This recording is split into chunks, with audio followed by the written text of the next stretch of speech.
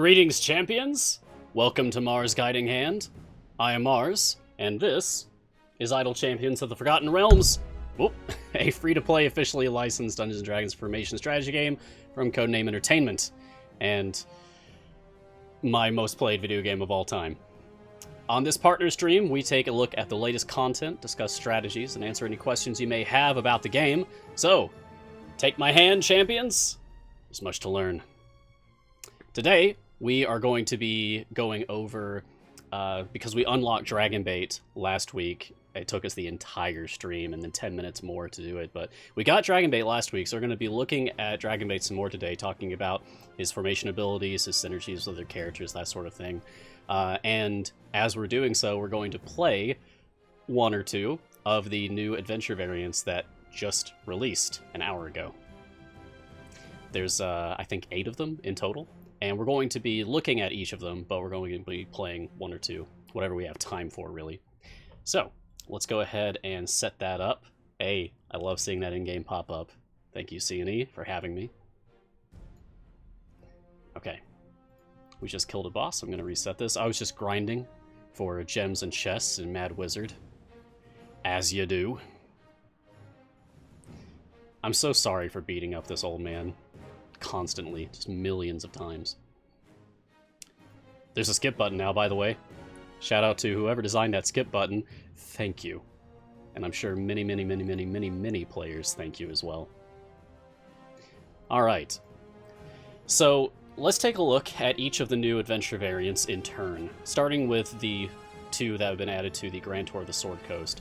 Both of these are available on the second map, which is Barovia, the realm of Ravenloft.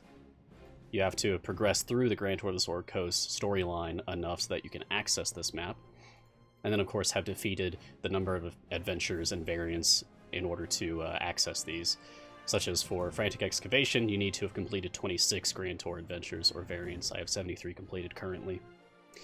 Frantic Excavation is a variant for excavating history.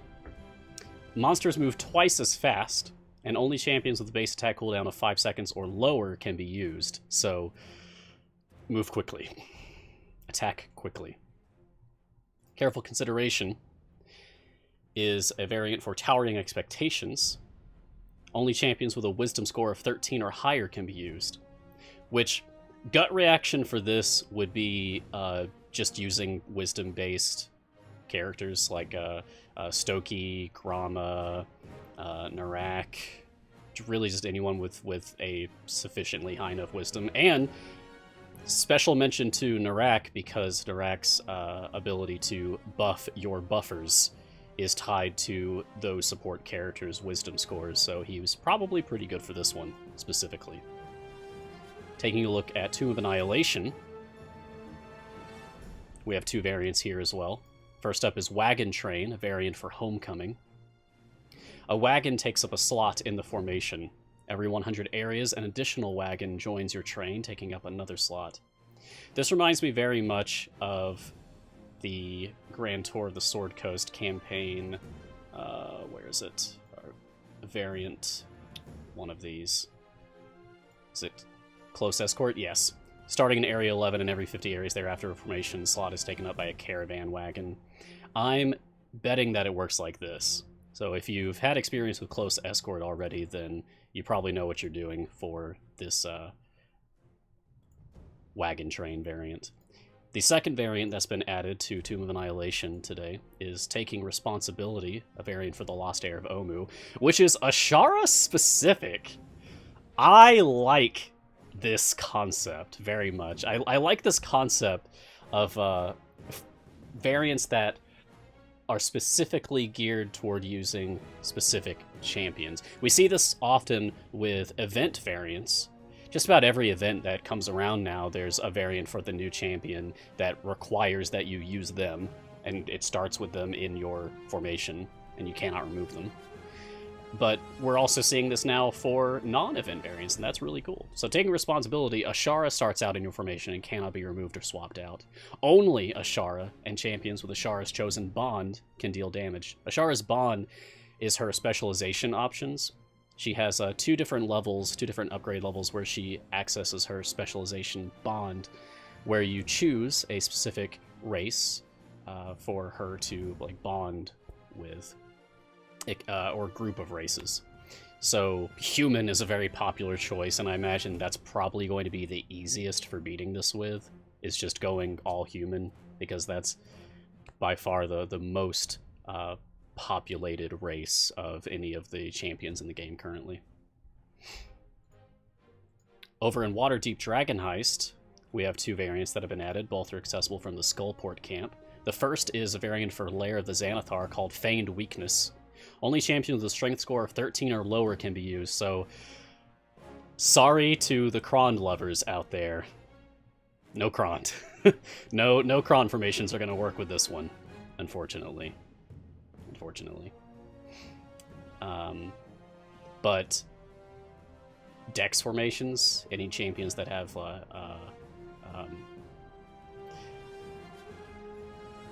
like Drizzt, for example, or Zorbu. I'm betting Zorbu qualifies for this.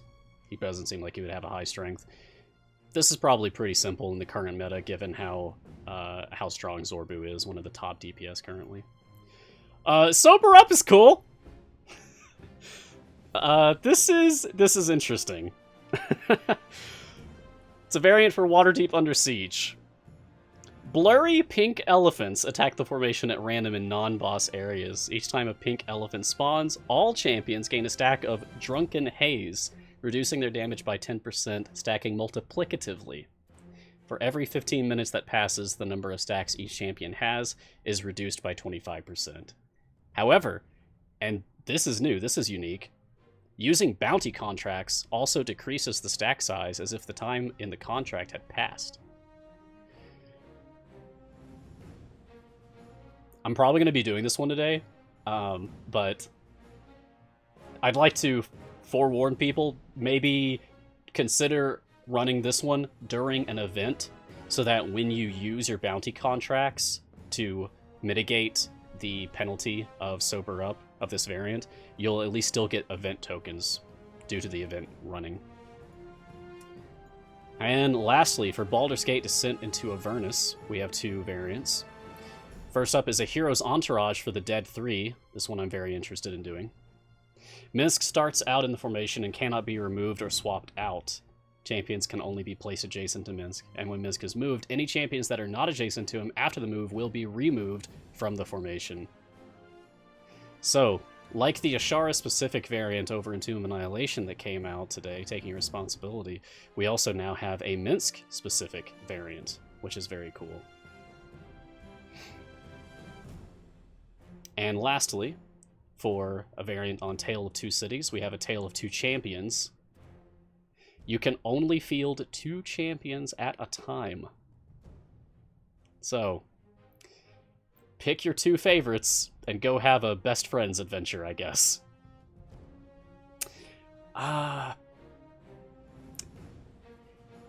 You're probably going to want a tank for this. And honestly, my gut reaction to doing this one might be Archon in bulk up, so that he can be in the front and tanking, and then have someone specifically good for supporting Archon like Krull. Or, well, really anyone who just has a strong enough buff. Do Krull. For me, I think I would like to go ahead and start with a Hero's Entourage. Let's give this a shot. There's Minsc, already in the formation, good. Okay. Now, I have a lot of favor, so I'm going to be unlocking characters very quickly and easily here. And unlike how I normally would do, I'm not going to put every familiar I have out on the field to use. I'm just going to use one.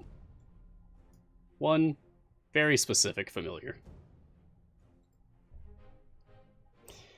It wouldn't be a warm welcome for Minsc in Baldur's Gate without his trusty companion, Boo, the giant miniature space hamster. Alright. Let's go ahead and get some levels on Minsc. I'm going to set Minsk's favorite enemy to humanoids because that is the vast majority of enemy types in this adventure, is humanoids.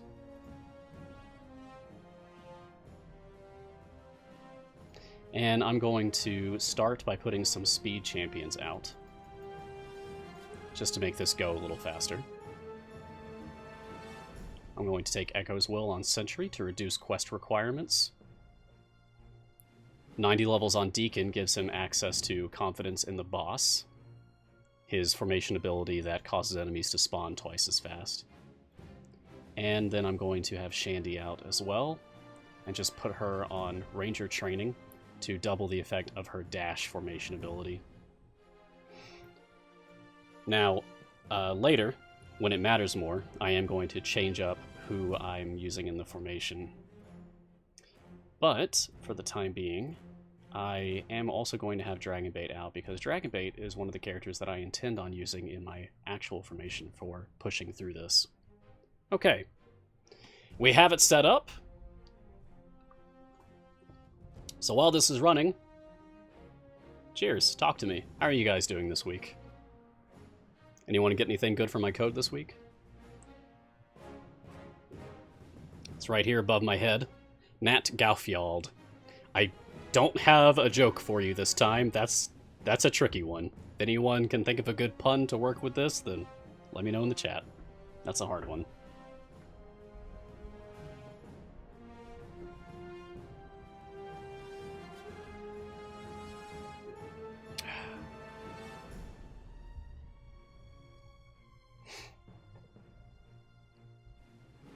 How are all my heroes available below level 10? That's a great question. It's because I'm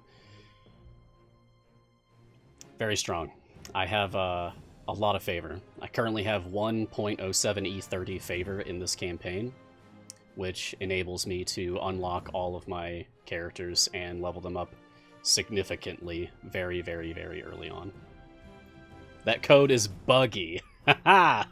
Ha ha! Alright, good one, good one. I appreciate that.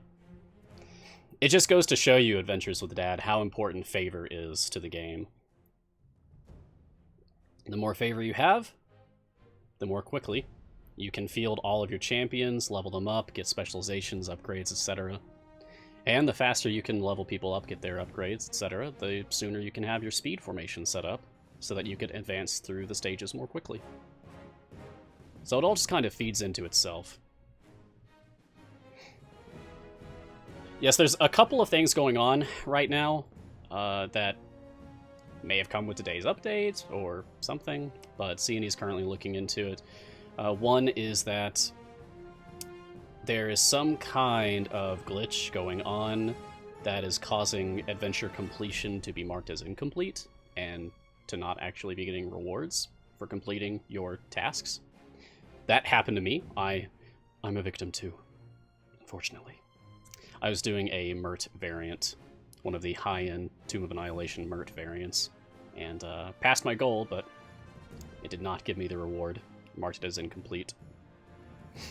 If you are currently in a variant, or in an adventure or something, you may want to just hold off on completing it until we get the go-ahead from C&E. Oh, C&E's saying in the chat that it should be fixed now. Hey, cool, thank you very much. Thanks, guys. That was a very quick fix. Much appreciated. I suppose I'll be able to confirm live on the stream when this is over. Oh, we got a silver chest, cool.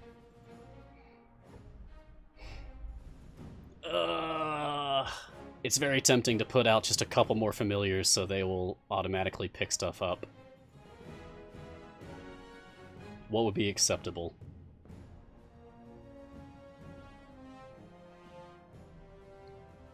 Maybe Boo's rodent buddies. Sure. We'll have Juniper, and we'll have Stinky the Cranium Rat out. There we go. So, it's all mice, rats, and hamsters here.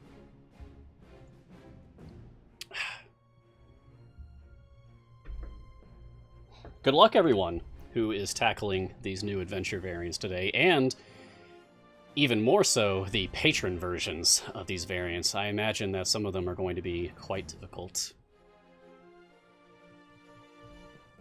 Which brings me to the second thing that I'd like to mention. In the changelog, we can see, please note, taking responsibilities not available is variant for either patron, and as neither patron has a Shar available, and that is accurate, and a hero's entourage is not available as a variant for Vajra, as she does not allow Minsk on her adventures. That is inaccurate. Minsk actually does qualify for Vajra, as his constitution is 17, and Vajra requires a 14 or higher constitution. So hopefully they will fix that.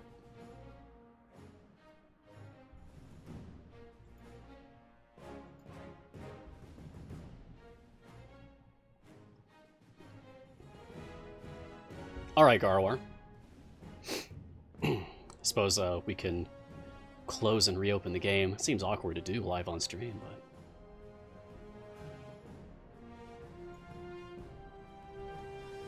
we'll deal with that when we get up to our close to the end wall. What is it, 300? 275, even better. Okay, great. So, let's talk about Dragon Bait, so that we can start off with discussing our topics for today. Today I'd like to talk about Dragon Bait. I'd like to play through these adventure variants as much as we can, just a couple of them. Hey, check it out, there's the statue of Minsk in the background, fantastic. Good.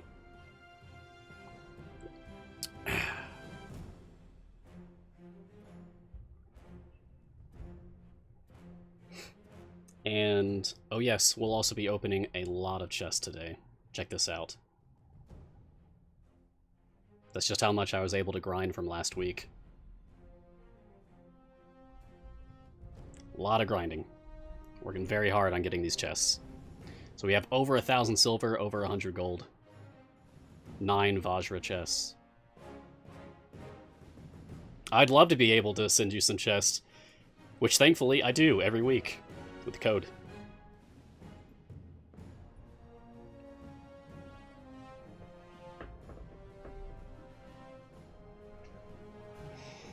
Alright, taking a look at Dragon Bait. Now that we finally have this boy unlocked... Hello, Dragon Bait. Dragon Bait is a Sorial Paladin in slot 11, swapping with Jamila. He is a tanking and support champion. You can see that his constitution is 17, so he qualifies for Vajra, the patron. And he is lawful good. That's a good alignment, so he also qualifies for Mert as a patron. Dragon Bait is a champion of good and a Sorial, a race that originated on a distant world and whose members have long lives, so essentially, he's an alien dinosaur man. I love Dungeons & Dragons. Very few Sorials dwell in the Forgotten Realms, and no Sorial communities are believed to exist anywhere in the world. The Sorial's language is a combination of clicks and whistles beyond the range of hearing, so Dragon Bait relies on shouting scents to communicate emotions. Dragon Bait's known scents include brimstone for confusion, roses for sadness, lemon for pleasure or joy, baked bread for anger, violets for danger or fear, honeysuckle for tenderness or concern, wood smoke for devotion or piety, tar for victory or celebration, and ham for nervousness or worry. We get to learn about a couple more of his scents due to his formation abilities and specializations. Let's take a look at these. First up, Best Friends. Dragon Bait's a tank, and so as a tank, he receives the health sharing formation ability that you see on all the other tanks. He increases the health of all of the champions in the formation by 25% of his own max health. He has several global DPS upgrades, like every champion does. Shen State. This is his kind of main draw here, his main mechanic. All of his other formation abilities essentially just augment how Shen State operates. So Dragon Bait increases the damage of champions within one slot of him by X%. And the range and the amount of the buff is altered by all of the other formation abilities that he has. The other formation abilities that he has specifically look at the roles of your other characters in the formation. So, for example, we have Minsk out right now. He's DPS and support. We have Sentry out, who's tanking and support. Deacon, who's strictly support. And Shandy, who's strictly support. So that's 1, 2, 3, 4, 5 supports. I'm actually not sure if Dragonbait counts himself. Anyway. The first augmentation is Scent Pie Crust. The range of his buff for Shen State is increased by 1 for every healer in the formation, stacking additively. So currently, it's only extending 1 space. So it's hitting Minsk, it's hitting Sentry, it's hitting Shandy, but it's not reaching Deacon. If I were to switch one of these characters to a healing champion, like...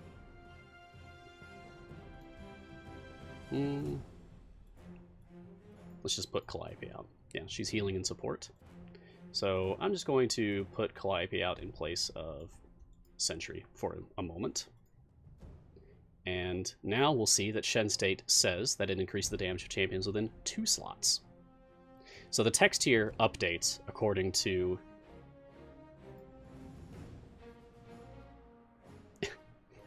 Yes, thank you, Garwar. Now it would be hitting Shandy as well. Anyway.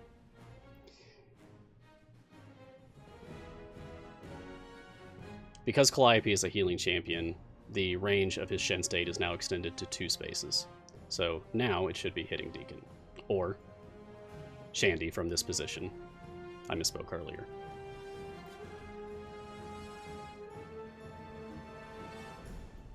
His Scent Roasted Vegetables ability increases the effective Shen State by 100% for each enemy attacking Dragonbait, and for each enemy in Rage Stack additive. This effect's increased by 100% for each other tanking champion in the formation. So, if you want to make use of this, then you want to put him in a tanking position. Silisa has an excellent evaluation of Dragonbait up that goes into how he's good as a tank, he's good as a support, but he's even better if you're using him for everything that he has.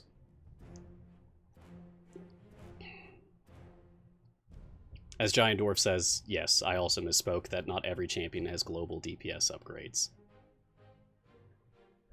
Some of the champions are very selfish. Not team players. So if you want to make more use of Dragonbait's roasted vegetables, then put more tanks out. The enemy in rage stacks will still apply to this even if he's not tanking. So if you have him set up in a support position elsewhere in the formation, and you have other tanks out on the field, Naeli, Ayla, whoever, and they're under attack, as long as the enemy enrage stacks are building up, or the boss enrage stacks are building up, then Dragonbait's own enrage counter for his roasted vegetables effect should be growing. Scent Meat Sauce increases the effect of Shen State for each support champion in the formation. We have a lot of support champions in the formation currently. The increase amount is based on how close the support champion is to Dragonbait. So this is interesting, especially given how one of his specializations works.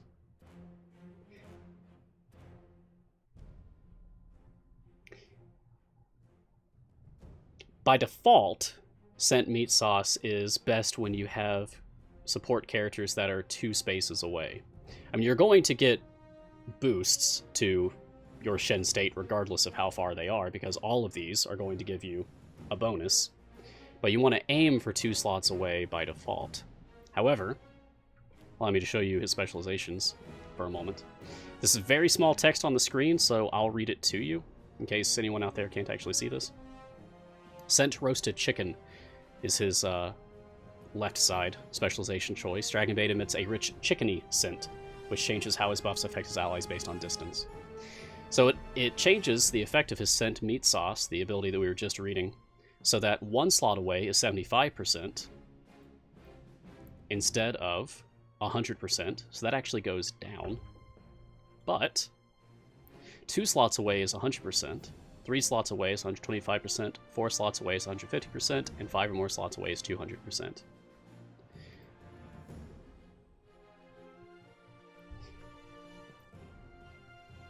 Essentially, this means that you need to be very careful with your positioning. Dragonbait is another kind of, like, puzzle champion. I kind of refer to them like that in my headspace. Like Archon and Artemis, where exact positioning of everyone matters. Depending on where your other support characters are positioned in the formation, relevant to where Dragonbait is positioned in the formation, it's going to matter. It's going to change whether default scent meat sauce is better or worse than his specialization for roasted chicken. His other specialization is scent herbs and spices. Dragonbait enjoys working alongside other defensive champions and emits a pleasantly spicy scent while doing so. This is his tanking specialization. It increases the effect of his scent roasted vegetables ability by 50%. And as a reminder, his scent roasted vegetables ability is the one where his Shen state is buffed for each enemy in rage stack and each enemy attacking him, as well as for each other tanking champion in the formation.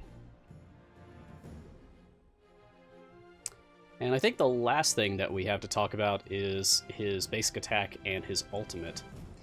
So Dragonbait's basic attack is a melee slice through. He attacks the closest enemy with his sword, hitting all nearby enemies with a small cleave. So he's yet another cleave champion, like Minsk, like Havalar. His ultimate is Holy Avenger. I love Paladins. I love Holy Avengers. This is really cool to me, conceptually. Dragonbait jumps out and strikes with his Holy Avenger, his divine magic paladin sword, dealing damage to all enemies on screen and clearing any stun and charm effects on champions. Furthermore, and it's interesting that it doesn't actually say this in the description on his character sheet, but it does say so when you hover over the ultimate information on the ultimate bar. Any fiends or undead left alive after you use this ultimate of Dragonbait's are marked with an overlay of the Holy Avenger. Champions who attack marked enemies deal 400% additional damage, and the effect persists even if you swap him out.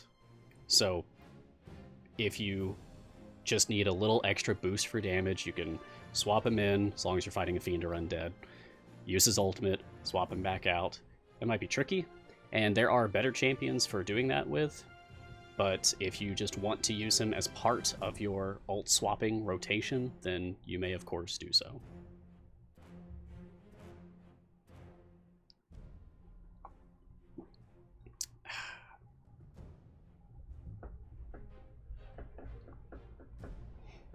Alright, we're almost up to stage 50 now. I'd like to go a little bit faster. Not too fast, just enough.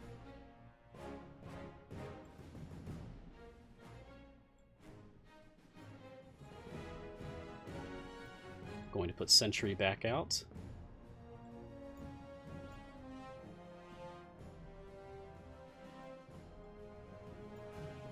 And I'll take Epic Tail.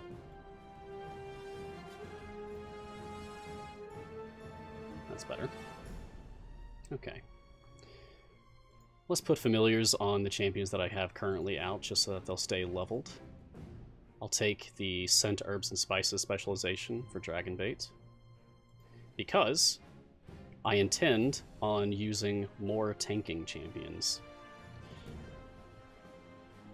My idea for this variant, how I want to play this today, is that when I swap to the characters that I really want to use for dealing with the later levels, I want to use as many multi-role champions as I can to further enhance Dragonbait's Shen state.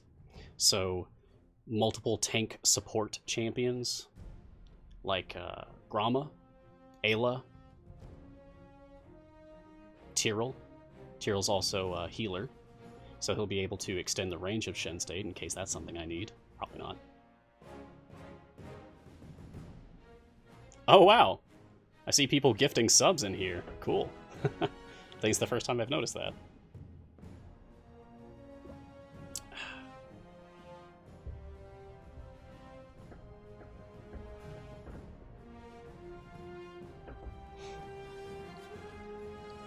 So, what are you guys running right now? I'm starting with Heroes Entourage, but is anyone starting Sober Up? That's the other one that I'm very interested in. Or Taking Responsibility, starring Ashara and friends. Those are my favorite kinds of variants, where it's not just ability score limitations or some such. Supply says they're doing Tale of Two Champions, and it may have been a bad idea. Excellent. Good luck. Good luck. I used to do that sort of challenge self-imposed for quite a while. Both a singular champion and then also just two champions like this. It's a lot of fun. I really enjoyed using the Archon trick, like Archon bulk up and then just some support. Helps to have a very well-geared Archon. How do you unlock Dragonbait? Asks T Fox RPG. Hey, fellow tea drinker, fellow tea lover, welcome, cheers. I have a cinnamon tea currently. How do you unlock Dragonbait? You unlock Dragonbait by progressing through the Tomb of Annihilation permanent campaign. Tomb of Annihilation, on the second map, on the very, very, very last camp, is the Lost Love adventure. The second variant for Lost Love is a Soriel's Resolve. You have to complete a Soriel's Resolve in order to unlock Dragonbait. Good luck. He's pretty cool. According to a well-known spreadsheet that one of our illustrious members of the community creates and manages, Dragonbait is apparently one of my strongest buffers, even though he's ungeared. Cool. Speaking of which, I will be gearing him up today. I left him purposefully on all empty equipment slots so that I could show you, by way of an example, what some veteran players do in anticipation of unlocking a new evergreen character. Many of us save up 60 or more gold chests, because with 60 or more gold chests, you are guaranteed to be able to fully epic that character, provided you have already fully epicked all of your other evergreen characters. Because then all of your pity epics should go to the new champion. I don't have a link to the spreadsheet on hand, I'm sorry.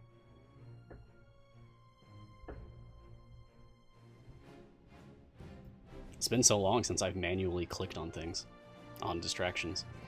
What's a good healer replacement for Celeste? Ooh, ooh, ooh. Preferably in the same slot. In the same slot? I mean, all of them. They're all marked as healing champions. If that's all you care about is the actual role of healer, then all of them in slot 2 are currently healers at the moment. I think Donar is an excellent healer. He doesn't care about where he's positioned for healing, only for the buff that he gives. Korth gives a small shield, but he doesn't actually heal.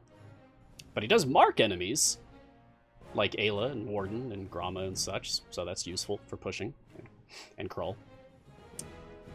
Regis heals only when the formation comes under attack with a cooldown before he can use it again, so it's good if you can push things back and then have the enemy line approach your formation over and over and over again. So things like Warden's pullback ultimate, the Hunger of Hadar, or Farida's or Ashara's that can just shove back everything. Those are useful for using Regis's healing, but that takes more investment than simply putting Donar in the formation and forgetting about it. So I'd say if you want an alternative to Celeste for actual healing in the same slot, use Donar. If you don't actually care about the slot, then I would suggest Keelek. Keelek is my favorite healer in the game, really. I enjoy how his healing effect changes based on his positioning, as well as the amount of buff that he gives for his blessing ability. He's a fun character to use. I like figuring out my Keelik positions.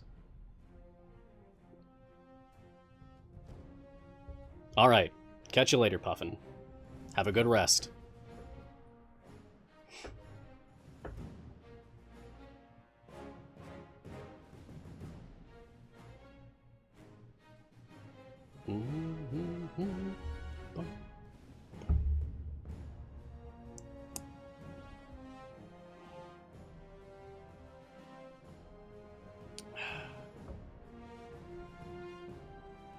Is there a way to tell approximately when the next event will be? An excellent question.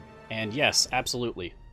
The next event should start in 1 week from now, minus 1 hour and 36 minutes. Because under ideal circumstances, events go out like clockwork. Events begin on Wednesdays at noon Pacific time, because that is Codename Entertainment's time. Sometimes there are delays, and when that happens, there's some kind of announcement about it or something. But events run for 12 days once they begin, and then there is a 9-day reprieve, essentially, making for a total of a 21-day cycle before the next event starts after that. Next event is Fleet's Wake, which is my favorite event. Not for the characters, but for the storyline and the adventure itself, like the enemies that you fight. It's like nautical battle, like you end up going out to sea and fighting a kraken. That's rad as heck. I love that. It's so cool.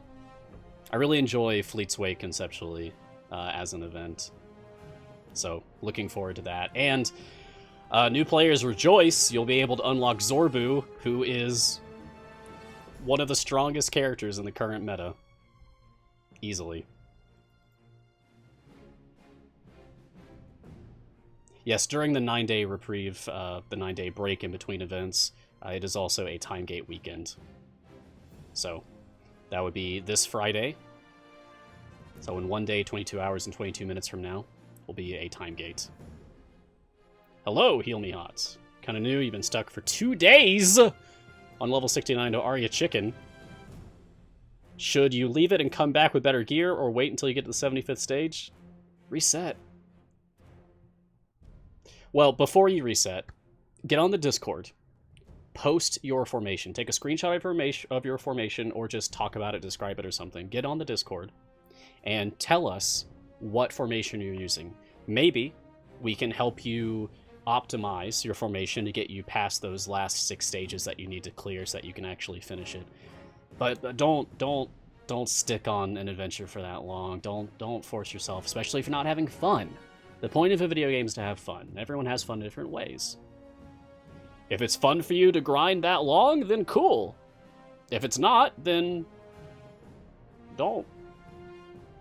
Reset. Do another adventure. Or just try again. It is discord.gg/idlechampions. CNE just put it through into the chat. So click on that, join the Discord, say hello, go chat in the tavern. You will find me there pretty much all the time. Practically live there.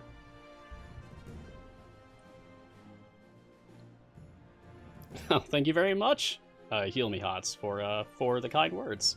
Appreciate that. Arya Chicken is a nightmare on a good day. Yeah, especially the patron versions. That is deceptive. You would... A lot of players, I feel like, when they start doing patrons, assume that Arya Chicken is going to be easy because it's one of the very first variants in the entire game. It's not. It's not easy. Because you have even more champion restrictions, and you have to go further. So, it can be very difficult. You gotta have a lot of favor or some strong characters. Okay. We are nearly halfway to our goal. So, I don't know. Do you guys think I should go ahead and gear up Dragonbait now? Or wait a bit? I was considering not gearing him up unless we can't actually clear the variant without putting some gear on him. He's very strong. Even gearless, he's very strong. Put some clothes on that guy. Alright. Sure, no problem. Happy to do so. Oh, and while I'm thinking about it, let me go ahead and get my own chest code. So if you haven't redeemed it yet, type this in to this screen, available from your treasury. That's what I call it anyway. I'm not sure what we actually call it. The treasure room? I call it the treasury. Nat. Gauf. Yald. Oh.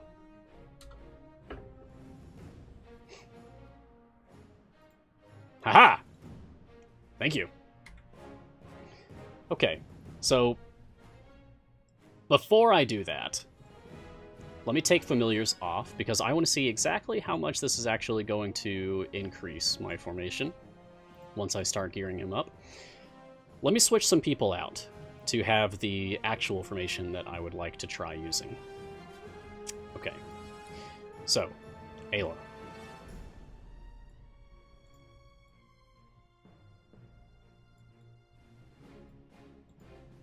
Okay, and I want Grama.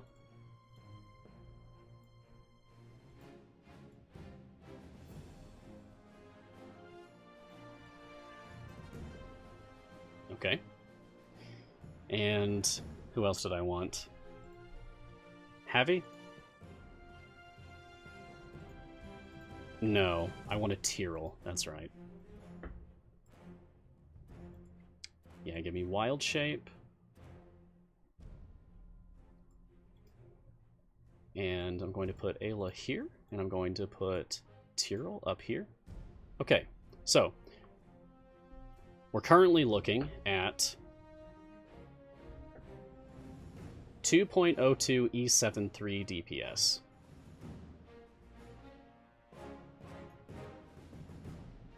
Let's see how much this gear is going to affect Dragonbait. And as I said, I'm going to be doing 60 gold chests, just to demonstrate going from utterly gearless on a newly unlocked Evergreen champion to being fully epicked. So, let's do 10 at a time. Nope. That was a mistake, but sure. Okay, so we already have his green sword. But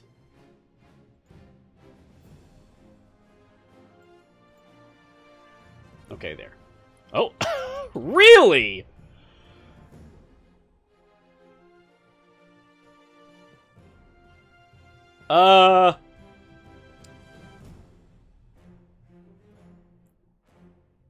Okay. Sure, I guess we'll get 3 epics and a shiny for Dragonbait in the first 10 chests. Why don't I have this luck when I'm not streaming? This only happens when I'm streaming. That's ridiculous. I can't believe that just happened. If I didn't catch that live on stream, I don't think people would believe me. And a feat! For Strix. Okay. Great. Looks like that's 2 more epics for Dragonbait. Do we have 1 more? I think we have 1 more to go. Yeah. Okay. So here's another 10. This will be 30 total chests for Dragonbait now. And there we go. Our final epic for Dragonbait, the Ancient Shulton Dagger. And just like that, our Dragonbait has gone from having utterly no gear whatsoever to fully epic. I love this. Level 1, slot 3 epic. You don't see that very often. That means I rolled absolutely no other slot 3 items for Dragonbait in 30 gold chests. Yes, Garwar, I only opened golds. I opened 30 gold chests and got all of my epics and a shiny on slot 2 for Dragonbait. Cool. The game loves me today. Open silvers. Oh, I knew you would hate me for that. Yeah, check this out. This is going to really irk some players out there. Ooh! Ugh! Look at all those missing spots! Ugh! Ugh! Ugh! Let's fix that. Okay, can we get luck for more shinies? Got a lot of chests to open.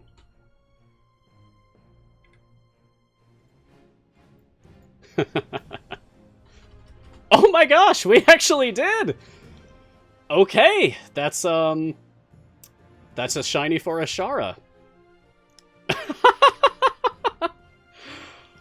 Wow. So that's in 130 total chests, I got 2 shinies. It's a 1 in 1,000 chance, so that's extremely unlikely. I'm sorry for the people out there that this is upsetting. I've gotten shinies on stream before, but not multiple natural in the same sitting. That's amazing. Don't open them all, just enough to get the gear? Okay, well, we can check. Do we have it all now? Oh, here we go. Nope. Still missing a few. Okay. Well, we can open some golds for those, though. Gotta save the rest for events. Yeah, I generally don't.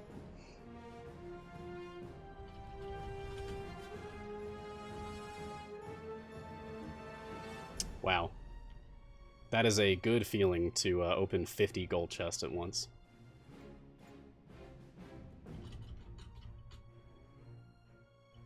Alright. Nice, some epic potions. I needed those. Oh, good. I got an epic for Ayla. Thank you, Vajra. Thank you very much. Oh, yes, and that actually completed a Vajra challenge that I had. Alright, so we've gone from 2E73 to 2E74 DPS now for Dragonbait formation, now that we actually have him geared up, and with a shiny on slot 2, no less. Okay, so now is he done? No! We're still missing his rare in slot 6. Ah! Ah! Alright. So that is his Holy Avenger. Okay. Well, some more silver chests then. Thanks, Scar. Welcome to hell. Oh, I'll be fine, guys. Don't worry about it. Because I'll get it eventually. I may have even grabbed it already and just haven't noticed from the chest that I'm currently opening. The collection tab is not available on all platforms, but it is on Steam. So the burden of collecting everything is not shared by all players, fortunately for them. Are we good? Nope. More. Let's go for a third shiny.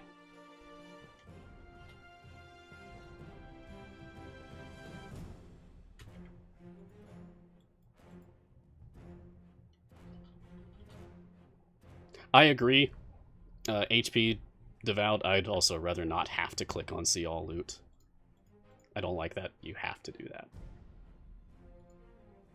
But imagine how rough it used to be, where we had to open one chest at a time. Imagine opening 1,000 chests where you could only do one at a time. That was rough. That would take hours.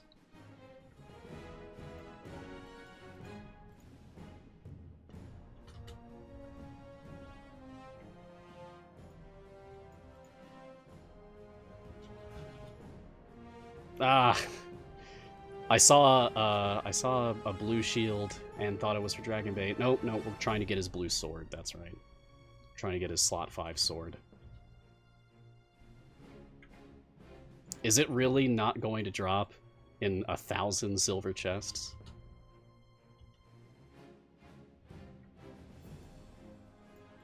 Oh no. Come on. It'll be the very last chest. Oh. If we have to spend gems, we can. I have a lot of gems. Oh, I know. Yeah, I used all of my luck already. Now I can't even get a single specific rare in 1,000 chests.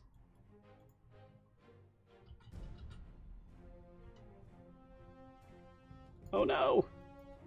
Ah! Okay, now, hopefully I just missed seeing it. No! Ah! Mercy, RNG! Please! Please, mercy! Deacon is from Founders Day, Adventures with Dad, pretty sure. The blue cloak, not the sword? Oh, oh, you're right, yeah. I was looking at the wrong slot, I was looking at the Holy Adventure. Not the Sorial Cloak.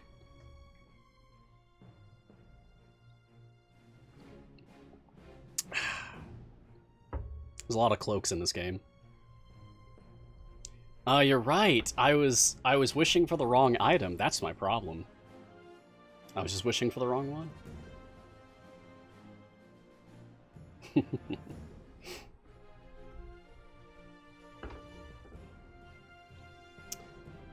Death of One asks, what are Dragonbait's item levels now? Let's take a look. So, we've got 46, 48, and Shiny, 18, 44, 34, and 22, making for... Oh, that's a lot of tiny blacksmithing contracts, making for an average of 35 currently. Hello, good afternoon, Broadface. What am I working on today? There are new adventure variants released to the game today. 8 new adventure variants, 2 in each of the permanent campaigns. We're playing through one currently called A Hero's Entourage, which features Minsk. You are forced to use Minsk, and you can only place champions adjacent to Minsk. So, you have to build a very tight Minsk-specific formation to get through this. It's pretty fun.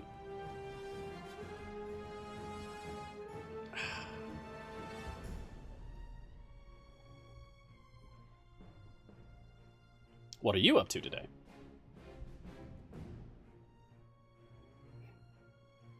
Oh, on topic of things that I've been up to today, earlier today, a few hours ago, I released a new resource tool to the Idle Champions community.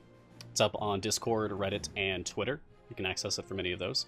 It is the Feats Checklist, a Google spreadsheet, which you can clone, make a copy of by going to File, make a copy when you're looking at it. And then you can just have your own actual interactive checklist for all of the feats in the game, so that as you can collect them, you can check them off. You can also sort and filter, and it's great. Check it out. It also keeps track of your total number of how many that you've picked up, how many you have missing, and your completion % progress. I'm sorry, Jad. I'm so sorry. I feel really bad about it because Jadisera was also working on essentially the same thing, but in a text-only format.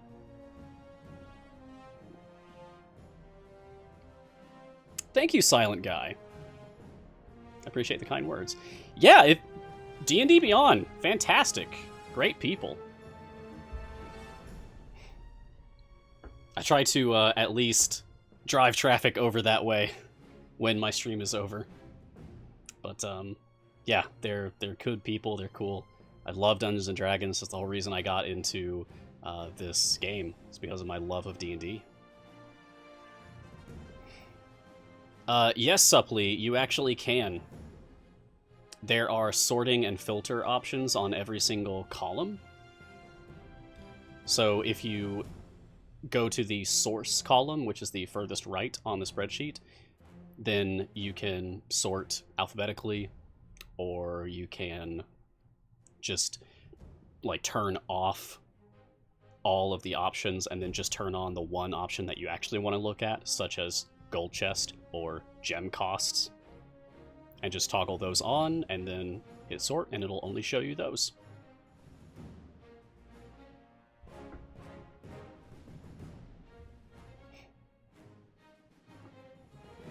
I am just barely over halfway on collecting all of the feats that are currently in the game. I'm at like 51% according to my own spreadsheet. Thank you, Supply. I think it's pretty useful too.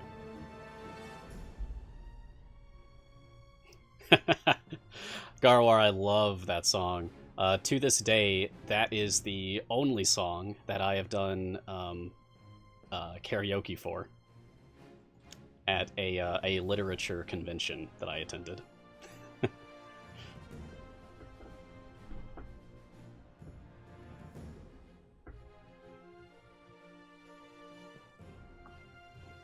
I also have coffee today, by the way. That's rare for me, but I've been drinking more coffee lately.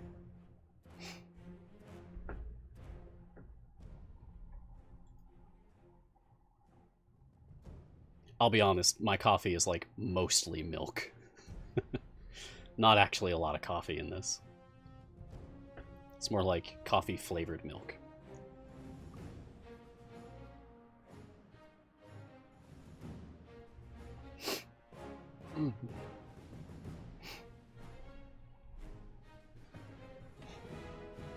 Yes, there's some chat about Modron automation in the chat.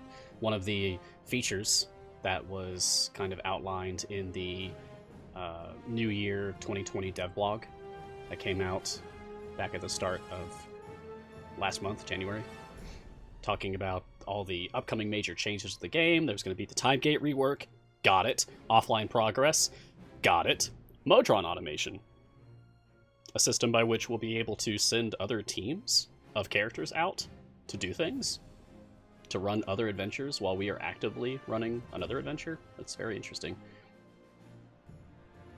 Can't wait to start testing.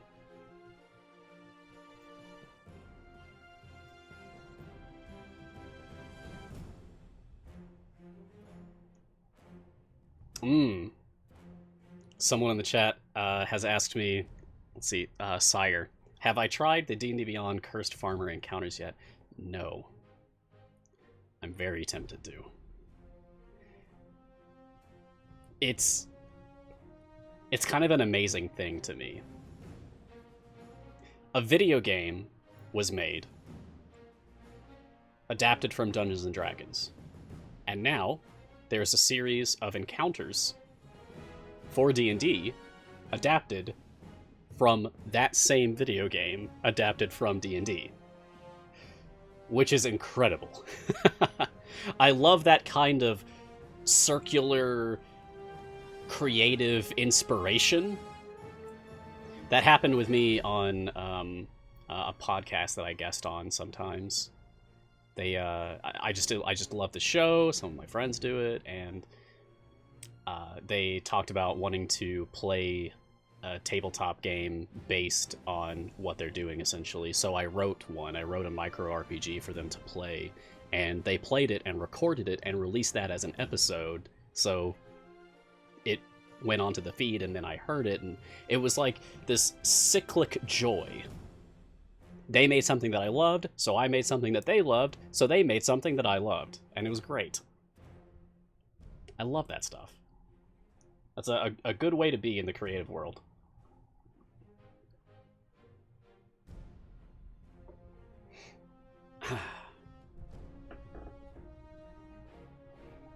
Krimgar, we don't have like any other information about Modron automation yet. It might be a long ways out. We don't know. And that's not just me saying that. I actually don't know.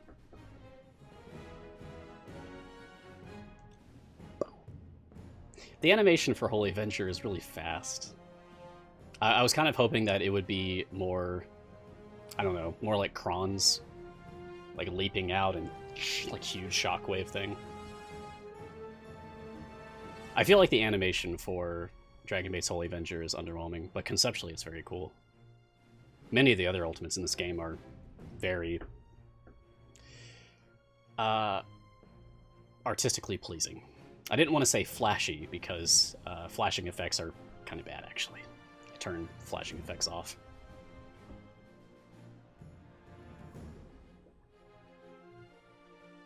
Oh, Sienna, you can't escape the people requesting hints for the hidden combinations.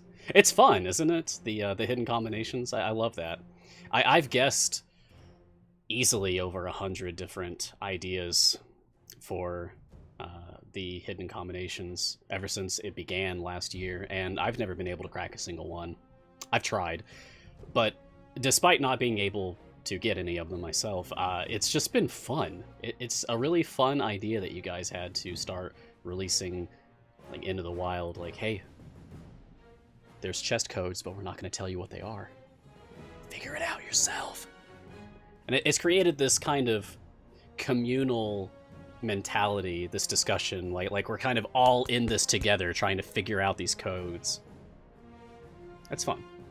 I think that's been healthy for building up our sense of community.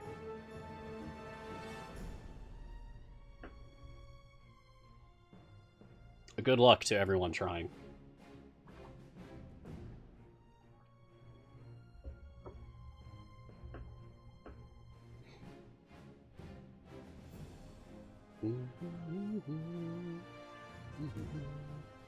Suppose I'll put familiars back on now to level people as we're progressing. They're almost at cap anyway.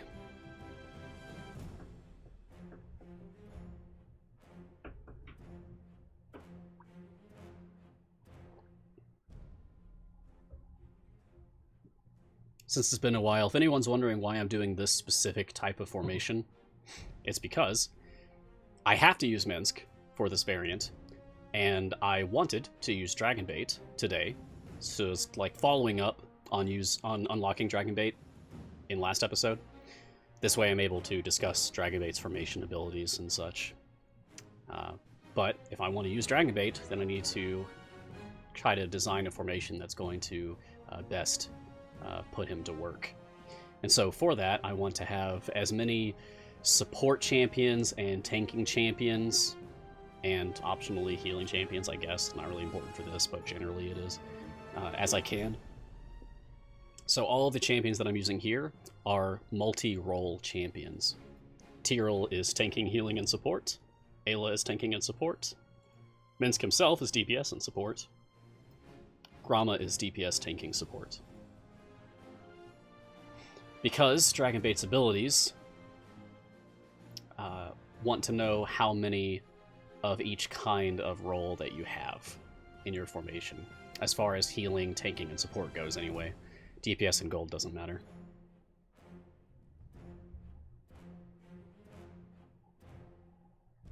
So because I'm using multi-role champions, it is buffing his Shen state bonus by that much more. We're halfway through the stream now. So, any questions?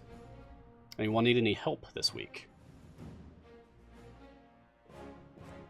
If you want to discuss high-level strategies, we can do that. If you want simple answers to simple questions because maybe you're a new player, we can do that too. All are welcome here.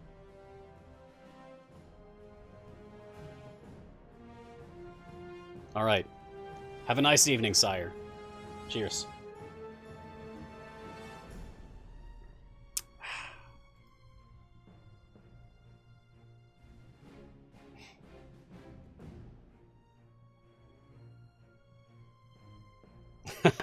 This is the sheniest I can get my state to be. I suppose so. Actually, I'm curious. Let's take a look at just how powerful the Shen state is currently. Shen state is currently increasing the damage of champions within 2 slots, because I have 1 healer in the group, so it's increasing the range by 1, by 1.56 EO6%. Cool. I have 3 additional tanks in the formation, so Roasted Vegetables is going to be pretty strong for anyone attacking him. And Meat Sauce is currently giving a total bonus of 2.03 EO4%. Yes, I could use Narak to boost Dragonbait, but I am limited in how many champions I can place in this formation due to the rules of this specific variant. I can only place champions adjacent to Minsk, and if I move Minsk, watch this, everyone who isn't adjacent to Minsk just poofs away, gone.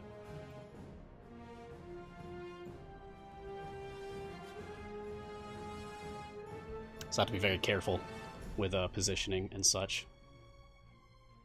Yes, I can use click damage here. I'm just choosing not to, because it's too easy, honestly. I could clear up to 220, 230-ish, maybe, with my click damage. And that's simply not entertaining for a stream, or for myself. If I really wanted to just blaze through this, I would throw on some speed potions, use a very strong formation, but not interested. I'd rather put on a good show for you guys. But I am curious about something, and I kind of want to open it up to the chat. Assuming we're able to finish this in time, which we certainly should be able to. We've cleared 208 out of 275. Which of the other new variants would you like to see me do next? We probably won't be able to finish it on the stream, but we can get it started. Options are... We're currently doing Heroes Entourage, so not that one. Tale of Two Champions, so I can only use 2 characters. Or... Feigned Weakness. I can only use champions with strength score of 13 or lower. Sober Up. Pink Elephants. Constantly attacking the party, which I think is hilarious, and I'm very tempted to do that. Or...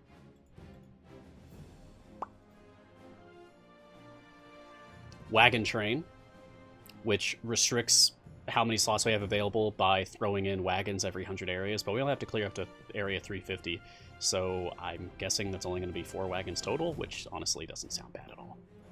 Or Taking Responsibility, which is basically a Shara, like, Spotlight on a Shara variant. You have to use a Shara, and you can only use champions who are being boosted by Shara's Bond.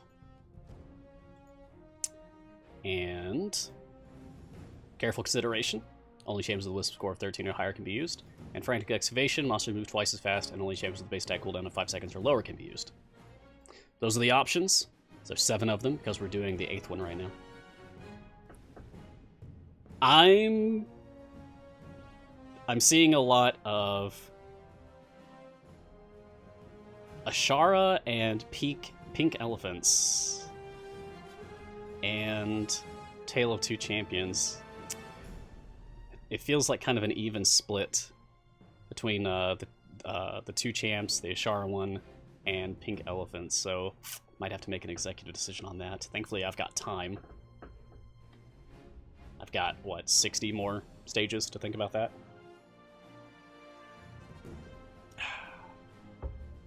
Oh yes, and I will need to restart my client so that this adventure actually counts as being completed. We got another silver chest. We can try for dragon bait gear. Please. Please. Okay. I know I need the cloak now. I need the blue cloak. For anyone who wasn't here earlier, we started with a completely gearless dragon bait, and then we opened over 1,000 silver chests and over 100 gold chests. We were able to get him up to fully epic, and even a shiny on slot 2, but we were not able to get his slot 6 rare. Darn. That's just how it happens sometimes.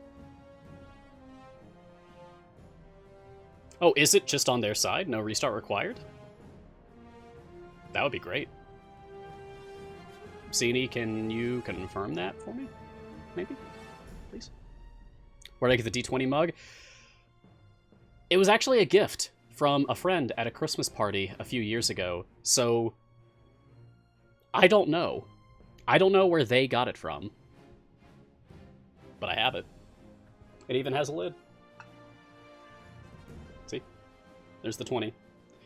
When they gave it to me, it was broken, and I had to glue the lid back together. So I don't actually use it for drinking, it's just for decoration. But I love it. Oh! And that reminds me. I have something very special to show you all. Anyone who knows me well enough in the community knows that I have kind of my own avatar to represent myself in the Idle Champions community, made in the Idle Champions art style. It's actually an edit of the Mad Cultist of Cyric boss from Feast of the Moon. And he is Mars, the guiding hand of Mystra, cleric of Mystra, what have you. He's actually in the rotation for icons at the bottom there. He'll show up at some point, I'm sure. Someone in the community for Idle Champions decided to gift me a gift card for Hero Forge. So, to celebrate this show, I have a miniature for Mars now. Might be kind of hard to see on the camera, but oh, maybe if I block my face. Ah, don't look at my face. Don't look at my face. Anyway, this is so cool. It actually says on the bottom, Mars, guiding hand of Mystra.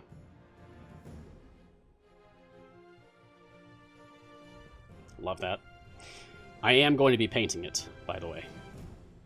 I'm not a professional by any means, but I do enjoy it. It's been a while. A couple of years, I think, since I've painted a miniature, but it is a lot of fun. If you've never painted miniatures before, it's a fun hobby to get into, especially if you're very detail-oriented. I'm also excited for Hero Forge 2.0. Very, very much following that Kickstarter that's happening. Love that. Painting on stream? That's not what my contract is for. I could do it maybe on my own stream. I also have a Twitch channel. Yeah, they're at some huge funding percent. It's ridiculous. And honestly, they deserve it. They do amazing work. Oh, Cena, you guys also got some Hero Forge stuff. Nice. That's awesome. This is my second Hero Forge miniature. I have my first one sitting here in a case. I'm probably gonna get a case for Mars like this as well. That miniature is for a campaign character I played for 2 years. His name is Ever. He's basically an ASMR bard.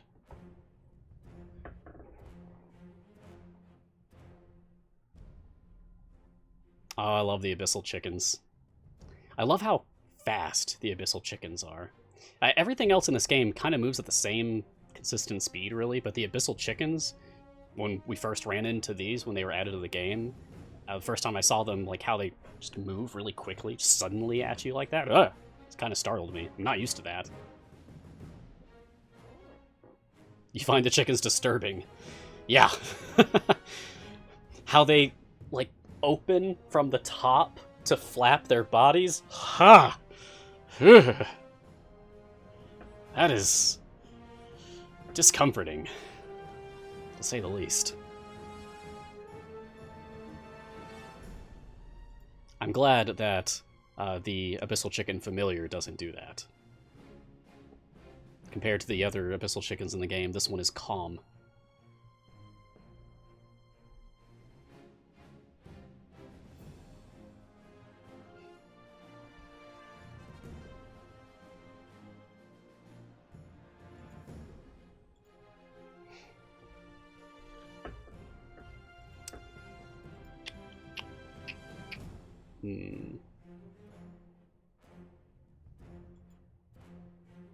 I don't know. I'm tempted to get more chests to try for that slot 6 rare for Dragon Bait.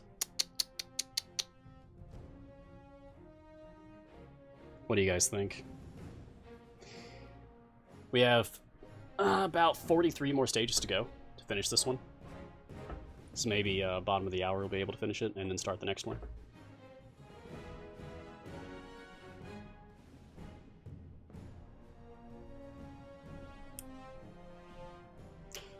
Someone found the Kroll code?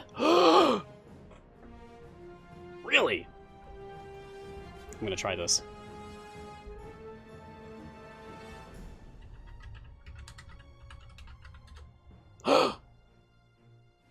It's real. Well, thank you, whoever discovered that.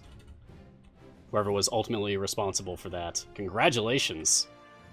Thank you for the couple extra item levels on my Kroll.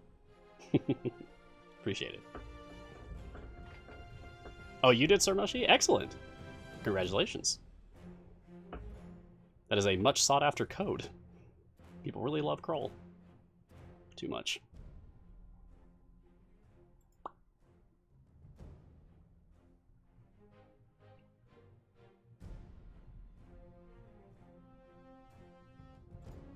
Alright, I'm gonna do it.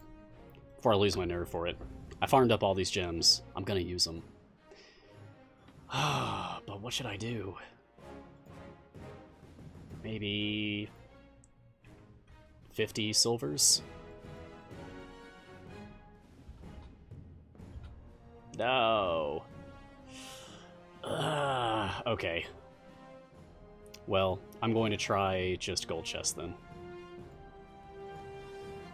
Oh my gosh, you guys found the spurt code too? What? Wow. We've made a lot of progress today, huh? Oh, don't worry, Devout. I'm also picking up gold chests. I need to get feats, after all. So I can check them off on that checklist that I made.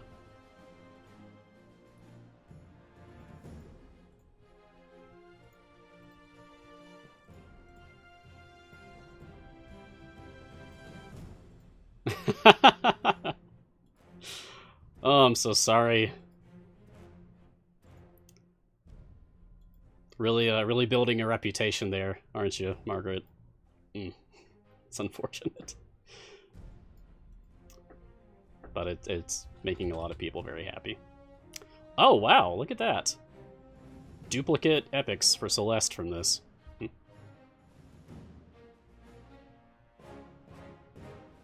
I don't see it. I don't see it.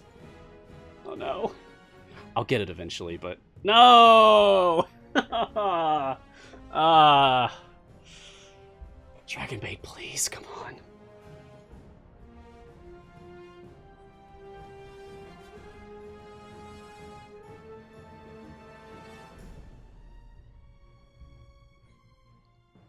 Oh yeah, someone put the spurt code in here, right?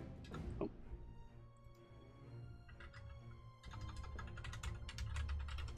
Boop. Hey, it works. Looks like the spurt code is dead inventor. Oh, nice, 2 uncommons. Very good.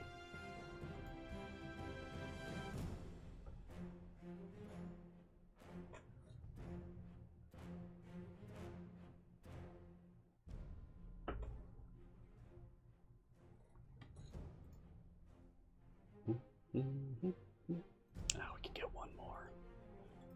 I'm obsessed. Now that it's missing, I have to get it. Okay, I'll take a large bounty, thank you. Very useful for events, for getting more tokens. And also, apparently, now for certain variants. Like pink elephants. The Sober Up adventure variant for Waterdeep Dragon Heist.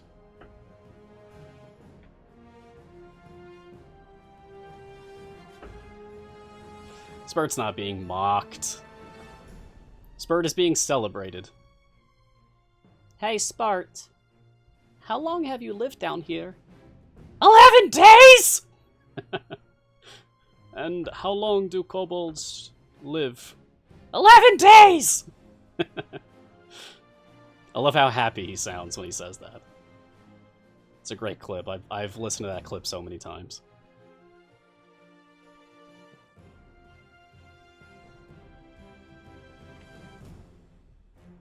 I suppose the Rip Spurt event is over now, huh?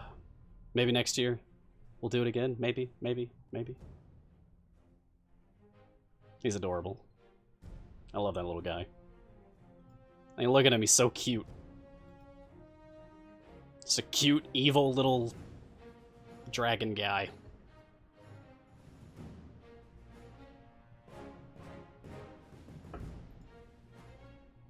Though I suppose Deacon is more appropriately a dragon, since you can actually get his red dragon disciple skin.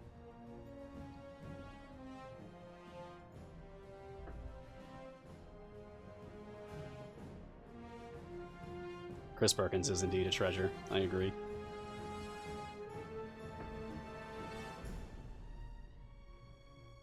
Can't imagine what it would be like to actually play D&D with that guy. An amazing experience, I'm sure.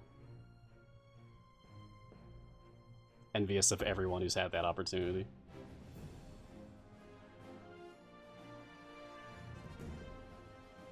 Honestly, I'm a fan of kobolds too. I have to agree, Jad. I like all the kobold characters. Kobolds are one of my favorite races in Dungeons & Dragons ever since I was a kid. I've never actually played a kobold myself, but I've always enjoyed it when my players, because I'm often the dungeon master, I've always enjoyed it when my players have made kobold characters. One of the more iconic characters in my like long-term, ever since I was a child, gaming group is a kobold. Kobold fighter.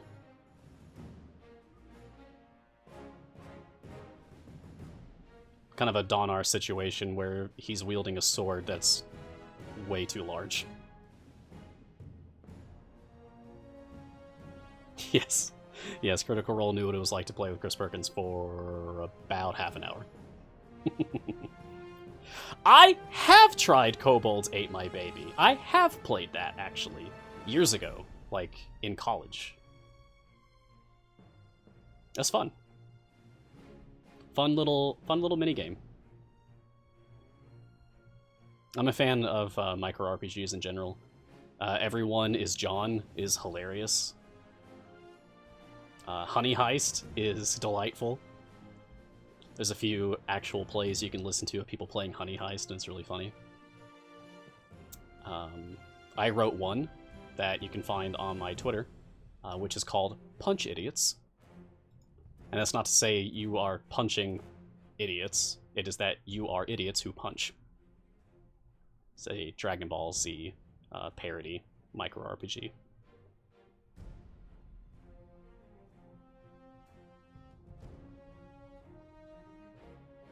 Lasers and Feelings is really cool.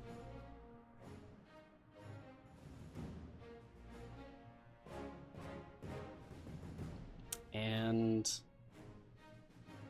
oh yeah, Skull Wizards in the Caverns of Chaos. I think it's a ridiculous name, something like that. That is also a very fun micro RPG. Spent longer rolling Spurt than playing him. Well, I mean, I think Spurt's stats are purely just a hard copy-paste from the Kobold Inventor from the Monster Manual. Is it Monster Manual, or is it Tome of Foes? Either way. If you want to play Spurt yourself, pretty sure you can just take the stats directly from the Kobold Inventor from D&D 5e. Playing Spurt is really about the personality more than the stats. That's the most important thing for any character, honestly. Volo's Guide, thank you.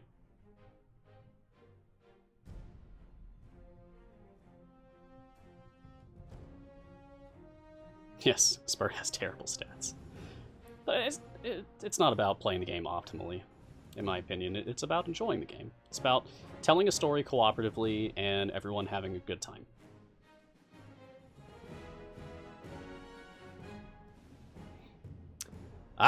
Heal Me Hots has a good question. If I open chests without having all champs unlocked, I can still get items for the locked ones. The details matter. So, for example, if you are opening normal silver or gold chests, as in the chests that you can purchase for gems from the shop. So these silver chests or these gold chests, then they will give you gear for any of the evergreen characters that you have unlocked. So that would be the core 12, Brunor, Celeste, Naeli, Jarlaxle, etc., all the way to Archon, plus any of the non-core evergreen characters you've unlocked, such as Hitch by signing up for the newsletter, or Dritzt by playing through enough of the Grand Tour of the Sword Coast campaign, Azaka and Dragonbait by playing through enough of the Tomb of Annihilation campaign.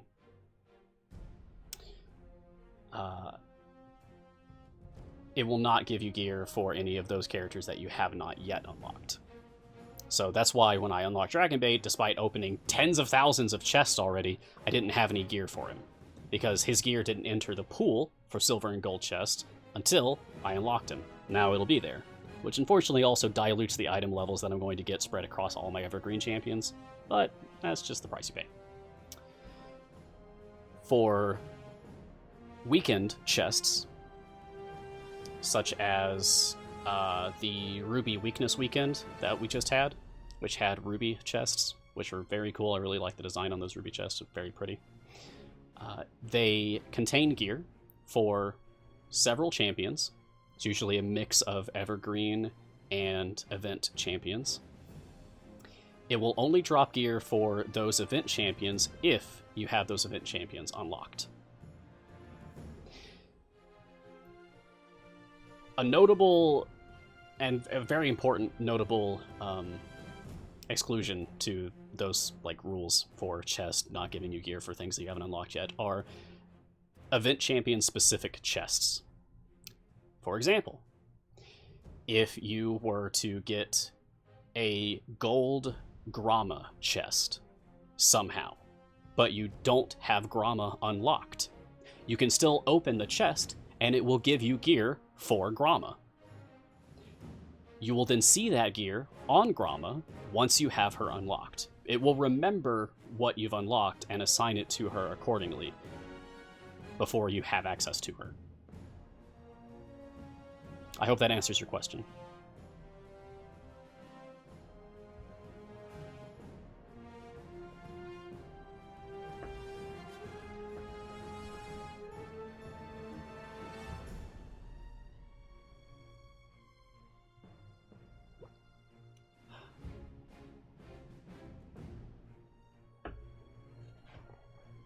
A fully geared champion before unlocking them. That would be difficult, Orca.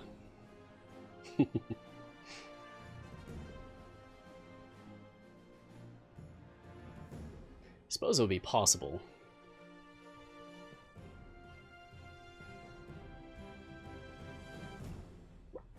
Just have to have enough of the champion-specific chests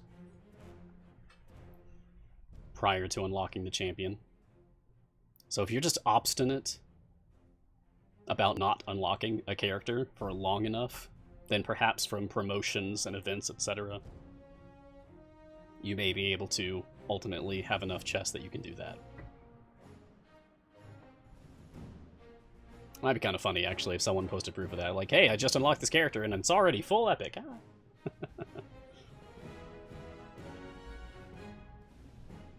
Yeah, I wonder if you can... I assume you could actually get the achievement for equipping an event character with something in every slot before you actually unlock that character. I assume that that's possible. I don't think I've ever seen anyone do it. You'd have to get a lot of chests, Marietta, somehow, before getting the character.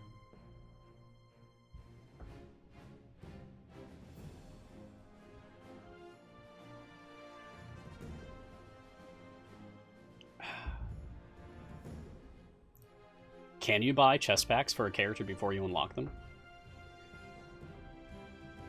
Since I always just unlock characters immediately when an event starts, I have not looked into that myself. If that's the case, then sure, you could just drop some cash on a bunch of chest packs and do it. You've yet to fully epic a character. I did for the first time during an event. I have several event characters that are fully epic, like my Frida. But I've not been able to fully epic an event character during their release event until just this past event with Havilar. I was able to fully epic my Havilar due to a weird bug that happened that I still don't understand.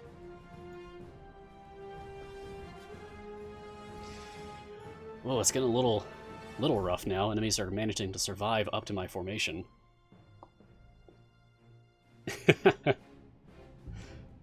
I respect your integrity, CNE, for not just granting yourself the fanciest dress, just giving yourself chests for Havilar. I respect that.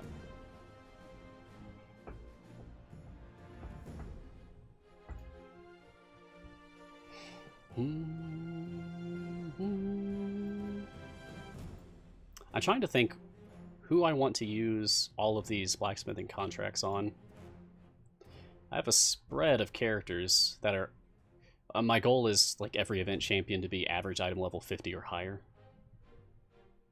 So right now, I think I want to work on Averin because I use him so often and he's very strong. He's only item level 27, so I can get that up.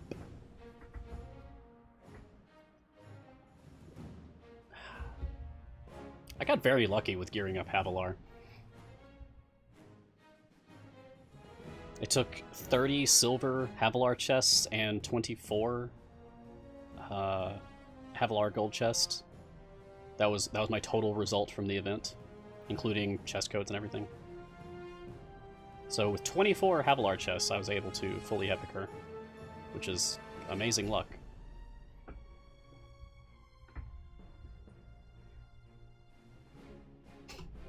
Still can't believe I got 2 shinies on stream today. That was an exciting moment.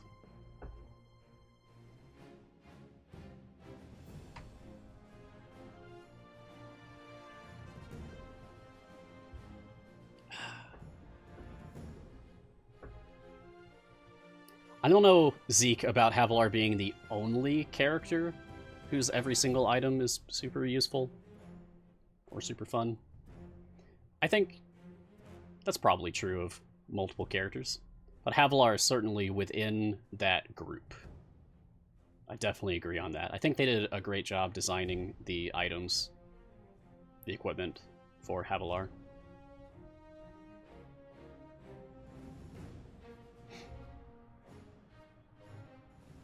Yeah, Havilar's ultimate's really cool too. How it changes. I think it's our only ultimate in the game that has a changed state that it constantly cycles through. There's, of course, Tyrell, whose ultimate changes based on which spec you have him in. But Havilar's changes constantly.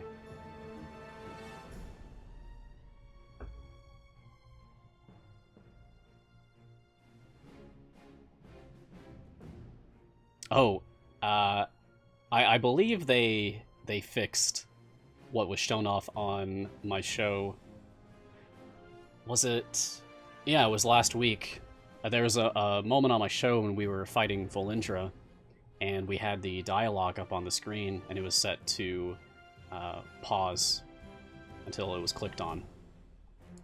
And Havilar's imps were attacking Volindra, while Volindra was helpless, just standing there waiting for me to finish the dialogue. And it was doing damage. It was chewing her down. Yeah, so that has been fixed now. Thank you, CNE. It's fun to find things like that, but I want Idle Champions to be the best it can be. I want bugs to be fixed, I want features to be improved, etc., etc. So, I will not shame you for fixing that. It was fun to find, but like many exploits, short-lived. I will never forget the, week and a half of what I called Nightmare Gromma. That was a wild time. Once upon a time, Gromma had a short period where she was easily the strongest character in the game. It was scary.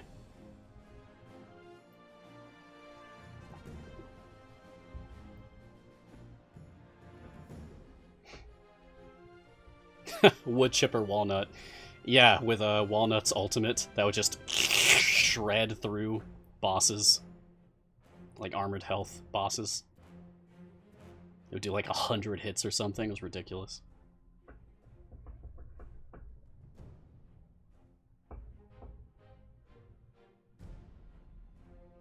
I like that idea of an Easter egg, Orca. I'm doing my villainous monologue. Don't interrupt me, it's rude.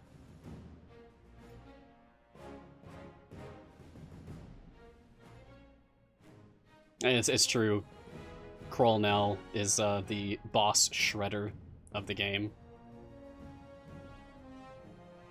Maybe they could, like, split the difference between how much work Kroll's ultimate does versus how much work Walnut's ultimate does, kind of bring them more in balance against each other.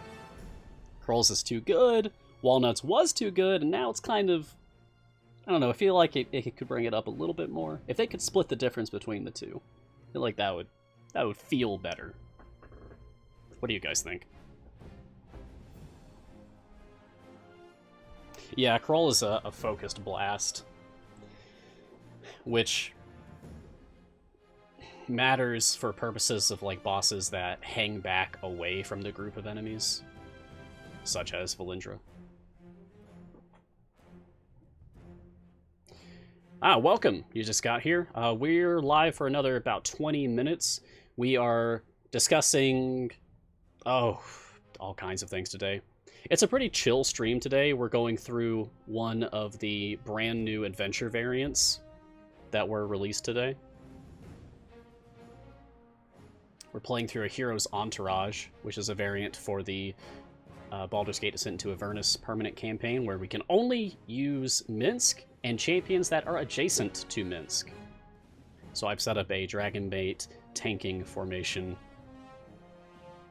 utilizing multi-role champions to provide greater boosts to Dragonbait's Shen State formation ability to buff Minsk.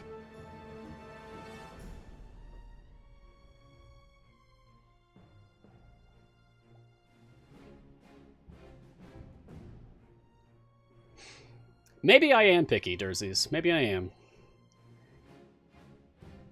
I'd rather be picky than apathetic.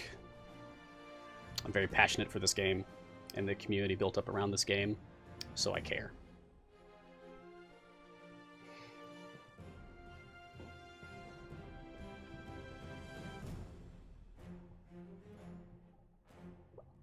It's a topic of much debate.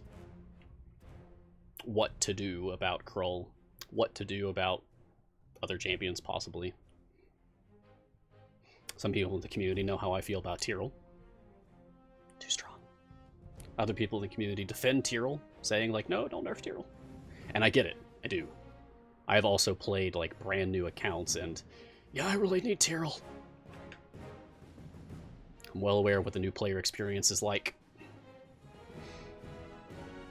Maybe if there's some kind of cap to Tyrell's abilities more than there currently is, then it would be less of an issue for longtime players with huge item levels on Tyrell. It's an ongoing discussion, and discussion is good. It's healthy for our community. Which Dragonbait spec do I prefer? It depends on what I'm using him for. If I have him on the front line, I choose his right spec, which is herbs and spices. And if I have him anywhere else, then I'm probably using his left spec. But that requires some more in-depth analysis. The left spec being roasted chicken, it changes the values of his Shen state based on the distance that support characters are from him. It can be better or worse, depending on their placements. So it requires more analysis to figure out exactly what you want to do with that. Yeah, as Garwar's saying, it requires very specific event formations. right spec tends to be better overall. Right spec is certainly easier to deal with. It's much simpler. The herbs and spices specialization. And that is what I have chosen for him on this run. Oh, he has reached level cap. Okay, I'm going to put familiars away.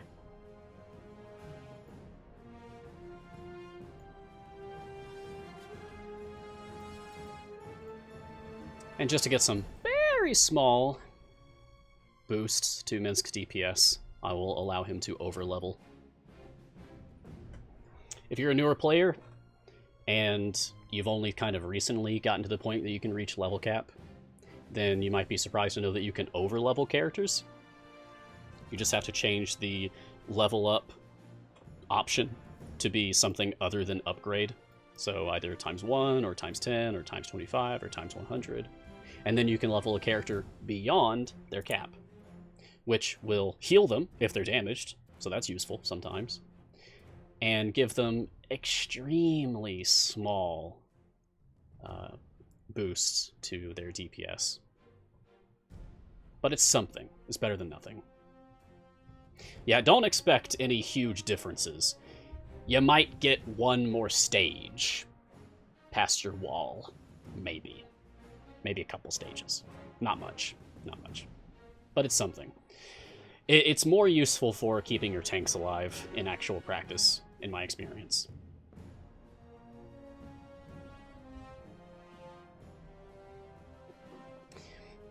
What I do if I'm doing overleveling for the purposes of healing, I change my upgrade pattern to ×10. And then as soon as I see their health bar getting really low, I just go, boop, 10 levels. And then they're back up to full. Easy. But that's just me. You do you. Your results may, as they say, vary.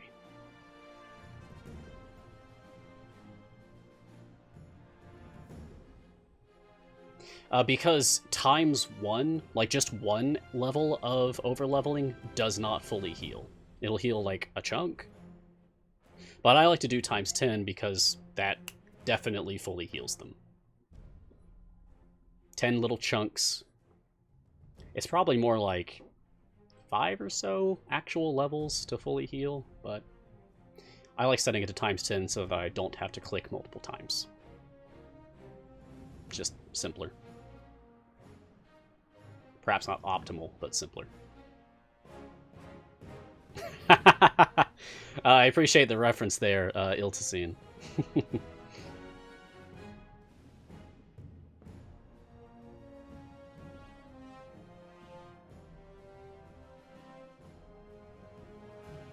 Alright. We're almost there. Thinking I'll do a Holy Avenger Dragonbait Ultimate to finish this. Seems appropriate. Well, actually, this is Minsk's kind of spotlight adventure. So I'll use Dragonbait's Ultimate here. There we go. And I'll use Minsk's Ultimate to finish this. Take away the other familiars. So it's just Boo. Come on, Boo! We fight! Wait for it. Wait for it. Boom. Alright, good enough. Zap, zap. Bop. Thank you, Ayla. It's just finishing it up. And here we go. Alright, moment of truth. Let's find out if the completion versus incompletion bug from earlier today requires restarting your client or not. Worst case scenario, I'll just play this again later. It's fine. I'm not worried about it. Let's go. Please.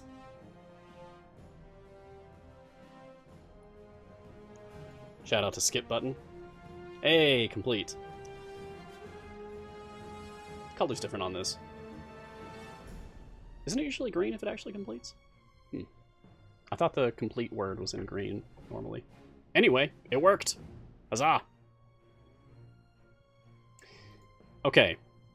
So the choices were between, as I saw in the chat earlier, whether I would show off the Ashara or the just 2 champions variant or the pink elephants. So just looking at those one last time, the new variants that have been added to the game today, go play them. They're cool. And then good luck doing the patron versions of some of these. Frantic Excavation. Monsters move twice as fast, and you can only use champions with a base attack cooldown of 5 seconds or lower. I'm betting Ishii and Artemis formations might be fun here. Careful consideration, only champions with a wisdom score of 13 or higher can be used. Oh, that's not what I wanted. Over in Tomb of Annihilation, we have Wagon Train, where wagons end up taking up slots in your formation, similar to one of the variants over in Grand Tour of the Sword Coast. And we have Taking Responsibility, which is Spotlight on Ashara. You have to use Ashara, and only Ashara and champions with Ashara's chosen bond for specializations can deal damage. Which is interesting because it means that you can have other characters in the formation granting their formation abilities, they just can't deal damage. So it's more like I guess it's forcing you to choose your DPS based on her spec options. Or just use Ashara DPS. I'm going to try setting up Ashara DPS for this, I think. We also have Feigned Weakness. Only champions with a strength score of 13 or lower can be used. And Sober Up with blurry pink elephants attacking the party. It's funny. I'll probably do that one. And then Tale of Two Champions over in Set into Avernus. You can only field 2 champions at a time, so you're never alone. Let's do elephants. Sober Up. I have to see what these look like. I love the art in this game. I have to know what these elephants look like. That's adorable. I love it. Alright. Oh, they're different colors too! Aw, that's nice. Look at them, they're so cute. Oh, that's so precious. Nice work on those. So, reduces the damage of all champions by 10% multiplicatively for every pink elephant spawned. Current stacks, 10. Current debuff, 65, 68 now for 11. 71 for 12. Okay. So it's... Okay. It's less of a jump each time. Oh my gosh, yes. Can we get this as a familiar, please?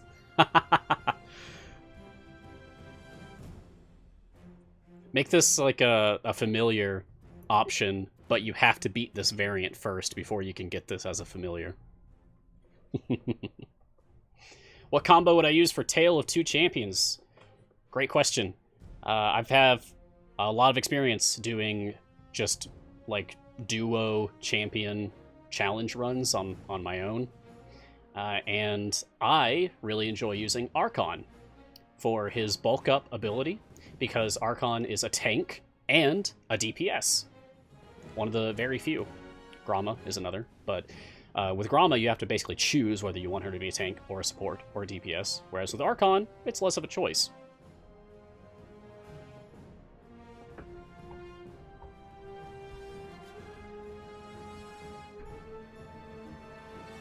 Because Archon can be set up as your tank and still do your DPSing.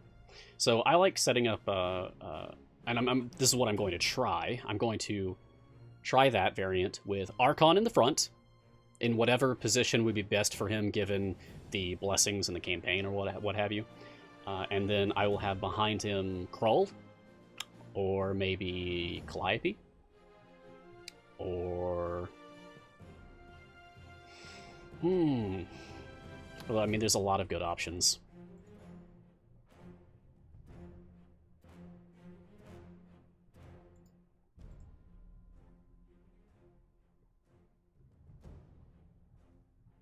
Someone that he can make use of his bulk up ability on. A pink elephant skin for Tyrell. That's pretty good. I like that idea. That's funny. A tripping Tyrrell skin. Good one. Drizzt Wolfgar could be cool. I mean, Drizzt wants you to use multiple companions in the hall, so being limited to just 2 of them is, I mean, it's not ideal, but I mean, Drizzt is just a cool champion to use. Wolfgar can stun, Drizzt can cause enemies to miss. It could be potent. I'm going to try Archon, though.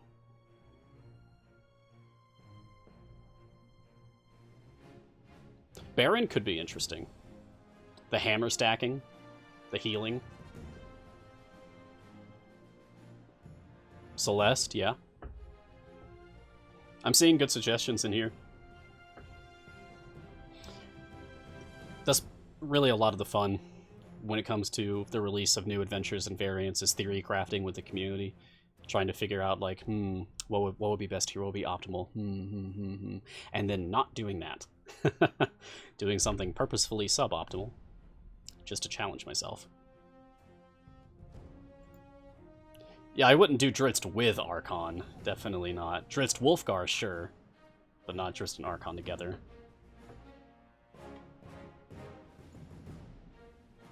For Archon, Krull, or Calliope, or Celeste. Or...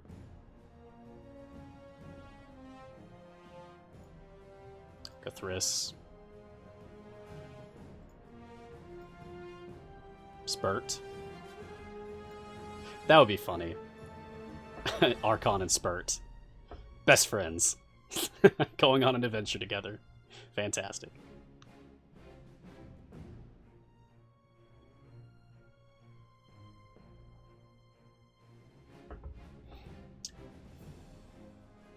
Who do I want to actually use in this formation? I kind of feel like maybe having this in a sort of story format being part 2 to what we just did. Like, Minsk has this heroic return to Baldur's Gate, and then ends up going on, I don't know, going pub hopping or something, pub crawling? That's it, pub crawling. So he gets drunk and has to go sober up, he ends up wandering the streets of Waterdeep, ends up in Skullport, etc. That could be cute. Let's have Minsk out here. So give me Gromma, and Minsk, and Ayla, and Tyrrell, and Dragonbait. Fantastic. Wild Shape. I'm just going to take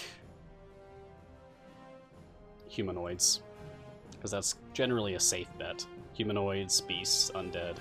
Those are the most common. Oh, this Hook Horror is a cool design. How it's been represented in Idle Champions, I like it.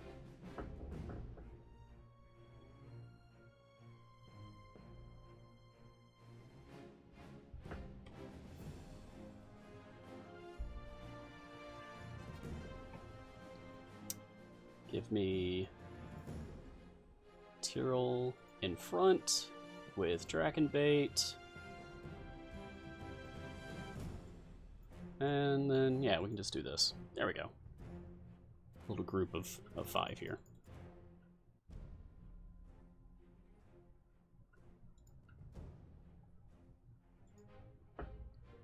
So we are up to 100% debuff to our damage from Fear the Pink Elephant.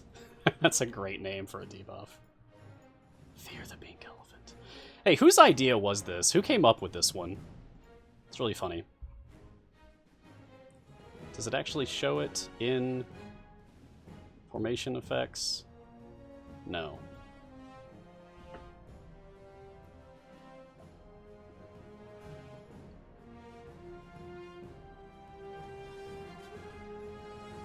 Welcome to Idle Champions, JoJo Power Ranger. I hope that you enjoy the game. Georgia reigns over all things cute. Okay, well, shout out to Georgia for these absolutely precious, blurry pink elephants. I love them. They're so cute. They make an excellent familiar. They're already nearly the right size for it.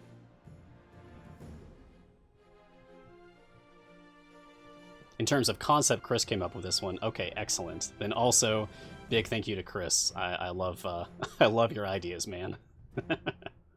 It's a good one.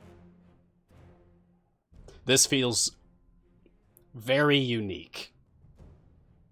More stuff like this. Thank you.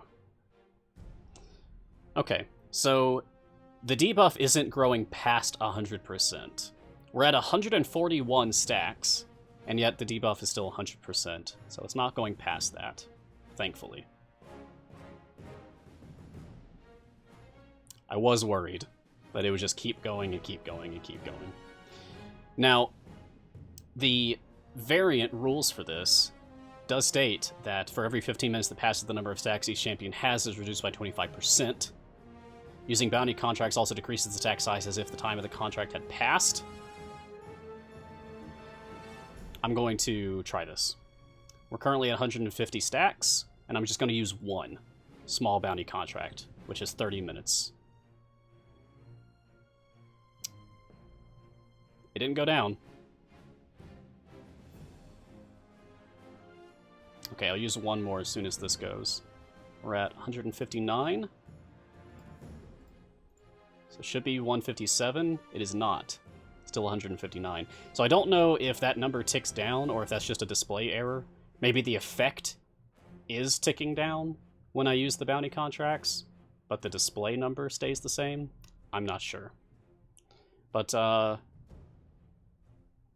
regardless, I would advise against using bounty contracts for this variant, unless you are in an active event, such as Fleet's Wake, coming next week. I suppose that's what I'll be doing on the show next time, when you guys join me, since we're almost at the end of this one now. 3 minutes left to go, so if anyone has any last-minute questions, literally, now is the time. Well, it's actually Justin's the source of the elephants. Thank you, Justin. Very well done. I'm liking this one. Such a cool... I love the art in this game. All the bosses look amazing.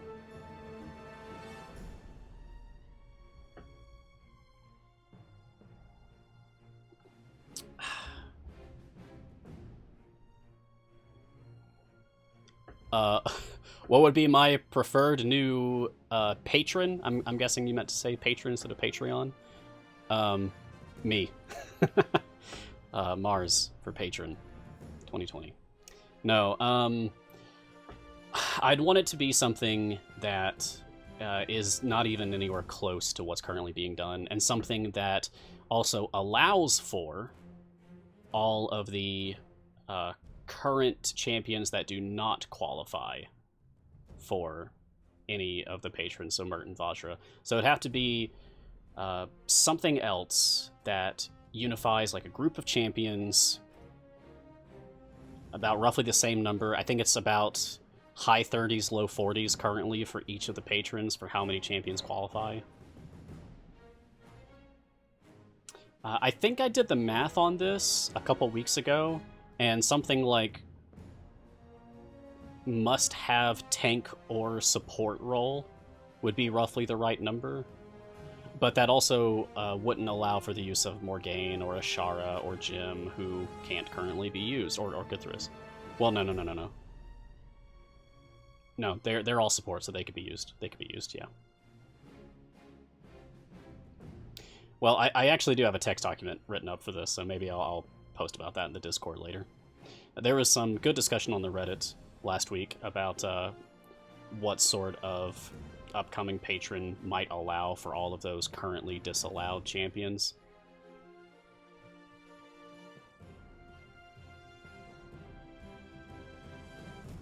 Oh, that would be awkward, working for Manchun, because we fought him so many times, working for our enemy. Ooh, scary. Alright, well, it's top of the hour, so I'm gonna have to say my goodbyes. It's been a blast. I enjoy doing this each week. I love being here. Love hanging out with you all. Thank you for attending Mars Guiding Hand today. This has been episode 5 on, what was this, February 12th, 2020. Yeah. So, cheers, Look sharp, and I'll see you next week for Fleet's Wake.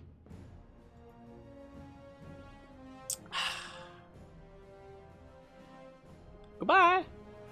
Goodbye, everybody. Goodbye.